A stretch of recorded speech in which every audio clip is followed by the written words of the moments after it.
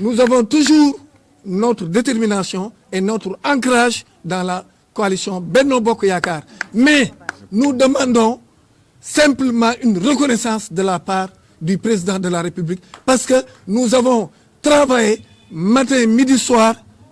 aux différentes victoires obtenues lors des joutes électorales précédentes. Donc c'est le lieu pour nous, enfin, de nous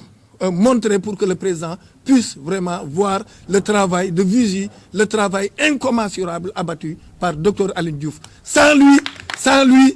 lui, Benno Bokk Yakaar pourrait connaître un deuxième revers pour cette année 2022 au niveau de Kaolack. Puisque le premier revers, c'était durant les élections locales. On a été vachement battu au niveau de Kaolack.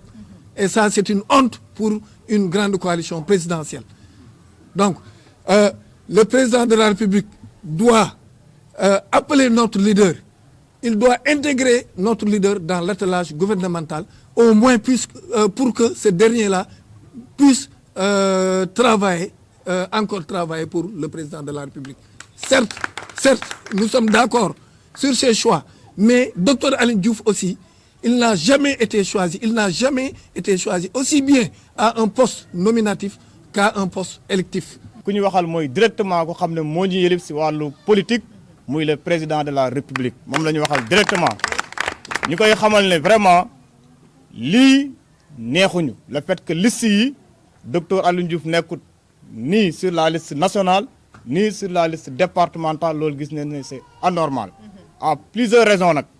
parce que benn docteur Alioune Diouf kenn ëpp ko légitimité si parti bi depuis 2008 mu ngi ànd ak Macky Sall di ko guddil di ko bëccëgal kenn gënu ko def animation si parti bi ginnaaw élection locale yi dinaa si ñëw ba mu weesoo ñëpp nelaw moom moo doon benn leader buy continuer di def animation parti bi fii si Kaolack kenn gënu ko massifier parti bi amul quartier bu mu du dem day génn sax Kaolack au delà de la commune di dem si yenn département yi pour massifier APR loolu yaakaar naa ne ñëpp mun leen ko seede vraiment mu nekk leader charismatique nekk vraiment un cadre kenn ëpp ko jàng amul leader buy taxaw fii si Kaolack ëpp docteur Alioune Diouf jàng docteur yaakaar naa buñ ko waxee xam ngeen ban diplôme la am jarul ñu si xuus kon kooku yaakaar naa ne am na lépp lu xam ne tey moom la Sénégal yi soxla at fu réew mu toll nii parce que léegi nit ñi yeewu neen xam neen yan leader leen soxla te leader yi askan bi soxla instant bi jeunesse bi soxla ko femme yi soxla ko leader yooyu docteur Alioune Diouf si la bokk vraiment ñu gis ne le fait que tabbuñ ko boolewuñ ko si liste yi métti nañu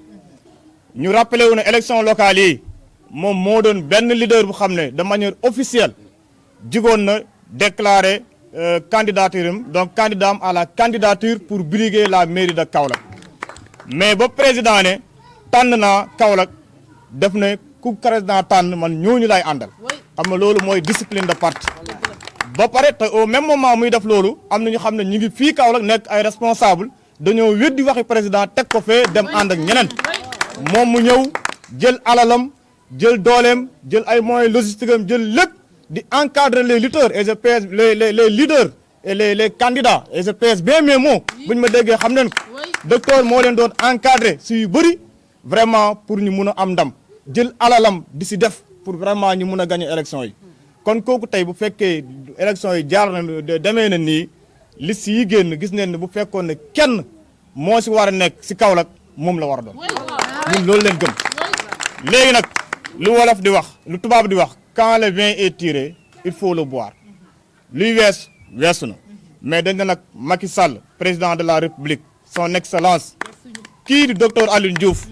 boo ko dooleelee mooy di nga amaat doole fii Kaolack parce que population Kaolack bi yëpp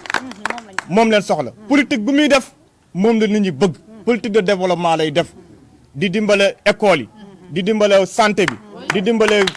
këru diine yi di dimbale femmes yi vraiment di tabax ay école ku xam ne yow nekkoo ministre nekkoo DG nekkoo dara di jël ay millions di tabax ay école di tabax ay bibliothèque di tabax ay salle informatique kon kooku vraiment buñ ko gënee dooleel yaakaar naa ne Kaolack dootuñ jooy leader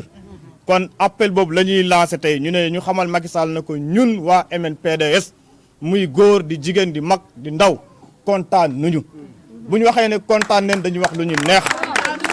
comme liste yi nii docteur nekku si parce que loolu nag moo doon reconnaissance bi mais comme loolu amul docteur sax amaana am na yeneen responsabilité yu war a gën a mën a occuper yu dul leader parce que jàng may na ko mun occuper lu nekk fii Sénégal comme lii jàll na dañoo bëgg président de la république nga jël kii docteur Alioune Diouf jox ko lum yeeyoo mooy nga jox ko vraiment nga fal ko si gàttal luñ bëgg mooy nomination leen bëgg parce que ñu ngay nommé kenn gënu ko mérito loolu te lu may wax nii moom xam na ko moom président xam na ko ñu nekk si gouvernement bi xam nañ ko waa ñu nekk si comment dire cadre yi xam nañ ko Kaolack xam nañ ko ñëpp xam nañ ko te tey bu namee woon docteur suba waa Kaolack dinañ génn na ko jërëjëf kilifa diine yi xam nañ ko